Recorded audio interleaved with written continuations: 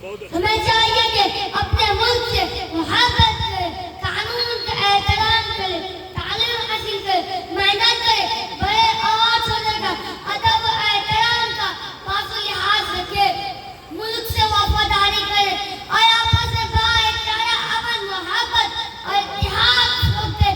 यही एक मजबूत तरक्की याफ्ता हिंदुस्तान की बुनियाद है। दोस्तों, आइए कि आज के दिन हम ये याद करेंगे अपने वतन की इज्जत, तरक्की और खुशहाली के लिए हमेशा ईमानदारी और जिम्मेदारी के साथ अपना किरदार अदा करें। आखिर में तमाम आज़ादी को हक अदा कर दिया गौर भाई का हक अदा जी, लेकिन ये याद रहे कि मास्टर मुर्शिद साहब की नज़र वो इनाम पे जा रहे हैं। नहीं, मास्टर मुर्शिद साहब की नज़र जा रहे हैं। आज़ादी को खराजे किधर पेश करता हूँ। मैं इस शेर के साथ अपनी कदर खत्म करना चाहता हूँ।